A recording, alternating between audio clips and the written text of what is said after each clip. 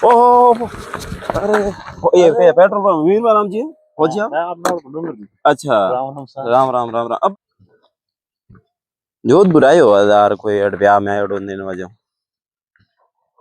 है।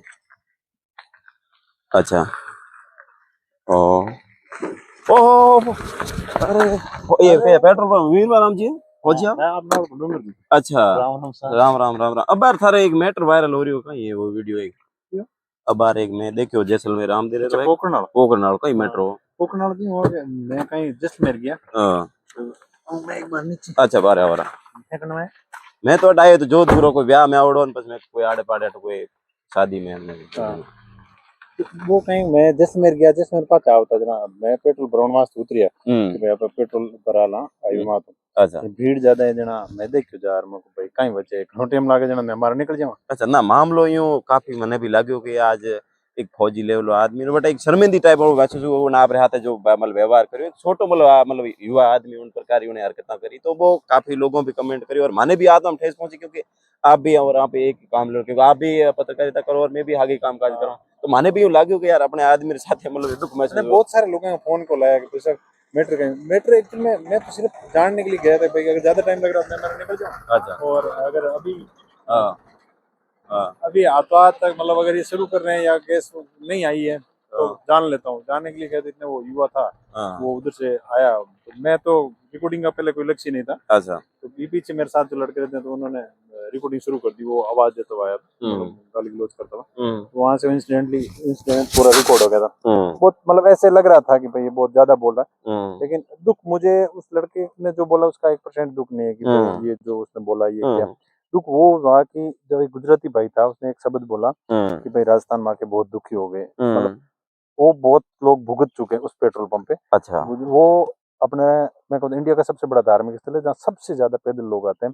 भारत के अंदर ऐसा कोई धार्मिक स्थल नहीं जहाँ पे लाखों की तादाद में पैदल मतलब लोग आपको लगा मतलब वहाँ दुख महसूस हुआ कि भाई यहाँ पर ये यात्री मतलब आए हैं आते हैं। मतलब उनको मतलब ये मतलब इस प्रकार की मतलब उनके साथ राजस्थान की छवि को हाँ ठेस पहुंचता है ये सिर्फ एक उस मैटर को। फिर मैंने एक उसको एनालाइज किया कि जिस लड़के ने ये मेरे साथ जो व्यवहार किया उसके अंदर उसने एक शब्द बोला था। तो गुजराती भाई ने एक बोला था कि कौन है मालिक के फोन नंबर दे। उस लड़के ने एक शब्द बोला था कि मालिक तो जब आएगा तो तू यहाँ टिकेगा ही नहीं तेरा पता भी नहीं लगेगा। तब फिर मेरे दिमाग में ये चीज खटक ही रही थी कि परमात्मा की देन है कि हम थोड़ा आगे चले वहां से इंसिडेंट होने के बाद तो पास में पोखरण फोन आया कि आज आपके साथ पोखरण में सीएनजी पंप पे क्या हुआ। मैं बोला मेरे साथ तो हुई छोटी मोटी बहस। नहीं नहीं छोटी मोटी आपके साथ हुई नहीं लेकिन एक फौजी से पहले जब भी मेला चल रहा था ना तो उस टाइम भी काफी वहां पर ऐसे कई पिटा छोटे है कई लोगों काफी मैंने भी वहाँ कवरेज में मैं गया था तब वहां पे काफी यात्रियों को मतलब इस प्रकार की घटनाएं जो सुनी थी वही पेट्रोल पंप पे हाँ वही सीएनजी मतलब पेट्रोल पंप एक ही है हाँ त्रिलोचना सीएनजी पंप करके। अच्छा तो फिर मैंने बोला कि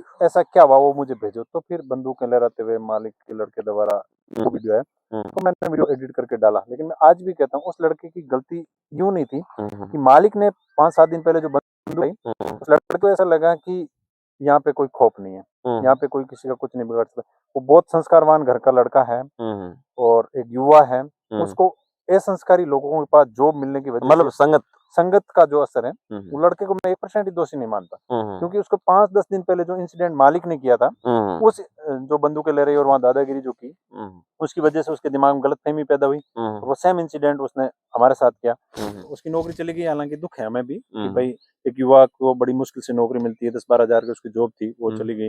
वो कितना पढ़ा लिखा मेहनत की परिवार से दूर आया लेकिन गलत लोगों की संगत में आने की वजह से चंद दिनों में उसकी नौकरी जाना ये सबसे बड़ा मुझे व्यक्तिगत दुख है। कंपनी को मैंने वैसे निवेदन किया है कि भाई इसको नौकरी से निकालो मत इसको आप नौकरी में रखो लेकिन अंडर ट्रेनिंग रख के फिर वापस अपनी कंपनी के अंदर इसको रखो। लेकिन उस लड़के की गलती मैं मानता इसलिए नहीं कि गलत संगत की वजह से उसमें जो जोश है और जोश में वो जो कुछ बोल गया वो उसकी गलती नहीं एक संगत की गलती है। और दूसरा ऐसे लोगों की संगत की वजह से जैसे वो लड़का आज हुआ है राजस्थान के नाम को उस गुजराती भाई ने बोला था कि मैं राजस्थान वहां के बहुत दुखी होगी तो ये बहुत ठेस पहुंचता है। वही दर्शकों को ठेस पहुंची थी तो जमसार मीडिया पे 2 मिलियन एक वहां पर एक बात और भी सामने निकल कर आई कि जो पेट्रोल है अभी अपने राजस्थान के अंदर ज्यादातर अतिक्रमण का सरकारी जमीन गोसर जमीन पर बहुत ये मतलब भूमाफिया का वो भी पेट्रोल पंप है वो भी ऐसा मतलब बता रहे हैं कि खूब लोग कह रहे है रिकॉर्ड। ये एक गुप्त राज है हैं परमात्मा से जो है निवेदन करते हैं कि हमें इस रास्ते पे हम चल पड़े तो बहुत बड़ा जो है आने वाले टाइम में खुलासा होगा। अभी ये चीज मतलब है ऐसा, हम हम्म। रिकॉर्ड काफी कलेक्ट किया है, बहुत सारे रिकॉर्ड हमारे पास आने बाकी है। ये सब कुछ कलेक्ट करके हमने कंपनी को तलब किया कि आपने ये पेट्रोल पंप कैसे दिया। अच्छा, तो फौजी साहब एक सबसे बड़ा आपसे सवाल है कि इस प्रकार की जो सोच रखने वाले लोग हैं, जो हमेशा लड़ाई या बंदूकें लहराते हैं, तो वहां पर आप जाकर ये मामला आपने उठाया, आपको डर नहीं लगा? डर ऐसा है कि मैं एक चीज मानता हूँ हाँ, कि जन्म होना मेरे बस की बात नहीं थी, हाँ, और जिंदा रहना और मरना भी मेरे बस की बात नहीं है। जिस दिन लिखी हुई है मौत उस दिन आएगी, उसको कोई भी नहीं टाल सकता। वो लोग की लकीर है, और प्रकृति के अंदर एक ही सत्य है कि अच्छा, मौत निश्चित है। वो कब होगी, कैसे होगी, वो परमात्मा ने जन्म करते टाइम लिख दी थी। मैं बोलता भी हूँ लोगों को, इन चीजों से डरना भी नहीं चाहिए हमें। मेरी मौत अगर किसी मुद्दे के ऊपर मुझे इंस्टिंग ऑपरेशन करते हुए लिखी हो तो वो होगी। मेरी मौत अगर JNK में लिखी होती तो वहां होती।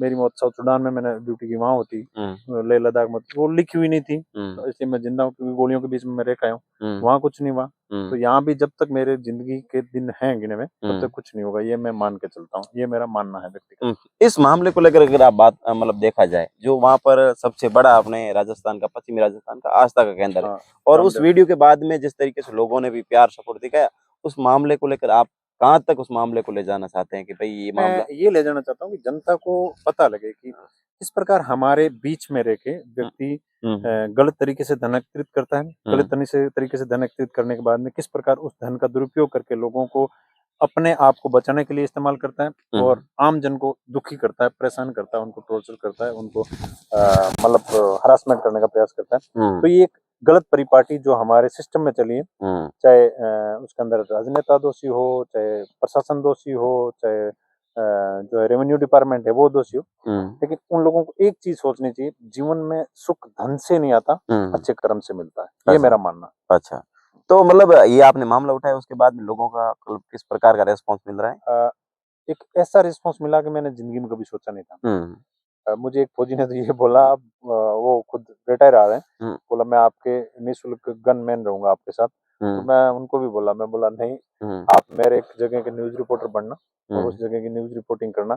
गनमैन में बोला ये जिंदगी और मौत का जो तोड़ है वो मैं मतलब मौत से ऊपर मैं सोच चुका हूँ, तो गनमैन रख के मुझे मेरे खुद के हथियार पड़े हैं, मैं रख के क्या करूंगा। अच्छा, तो मैं लाइसेंस मैंने ले लिया था आर्मी के अंदर। दादा मैं बोला ये बिल्कुल उसके मतलब गनमैन में आपको, पर उनको मैं एक फील्ड सौंपूंगा जहाँ पे वो ऐसी रिपोर्टिंग करे, प्रयास करें। बिल्कुल, देखिए हमारे साथ में वीरमाराम जी फौजी साहब हैं, और जमसार जो मीडिया चैनल चलाते हैं उनके फाउंडर हैं, और बहुत इन्होंने जिस तरीके से काफ़ी टाइम से करीबन बात करें तो पिछले 3-4 सालों से लगातार कई लोगों की मदद करके भी सहयोग के वीडियो भी बनाते हैं, और अलग-अलग तरीके के आज की जो सच्चाई है, जिस तरीके से वीरमाराम जी आप एक सच्चाई कोई भी दिखाते हैं तो उसमें मतलब आपको बहुत ज़्यादा संघर्ष।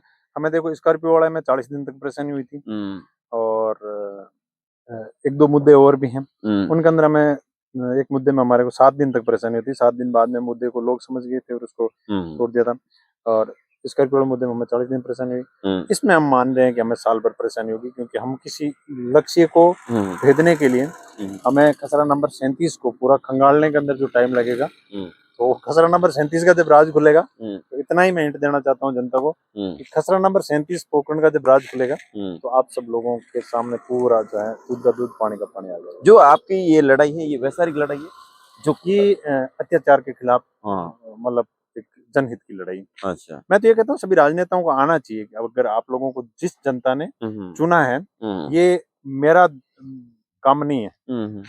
जो जनता की सेवा के लिए चुने हुए लोग हैं, चाहे राजनेता हो, प्रशासन हो, चाहे रेवेन्यू डिपार्टमेंट हो, उनको आगे आके ये काम करना चाहिए। जिन लोगों को ये लगता है कि वो नहीं कर पा रहे हैं, तो मुझे लूप होल बताओ और साथ जुड़ो। जो करना चाह रहे हैं बैक फुट पे रहकर करो, आपकी नौकरी पे कोई आंच नहीं आए, पर ऐसे लोगों के खिलाफ स्टिंग ऑपरेशन में सहयोग करो। अच्छा, बिल्कुल, देखिए जिस तरीके से एक व्यक्ति को सच्चाई दिखाने में भी कितना मतलब कठिन संघर्ष करना पड़ता है। लगातार इन्होंने अपने राजस्थान के अंदर फौजी साहब ने बहुत बड़े-बड़े मतलब मामलों को लेकर इन्होंने खुलासे किए हैं, और आगे भी ये करते रहेंगे, और वास्तव के अंदर इनके जो एक इंसानियत के प्रति जो इनका एक जज्बा है, जुनून है, हमेशा के लिए कायम रहे। मिलते हैं नेक्स्ट वीडियो के लिए। राम राम साहब। राम राम।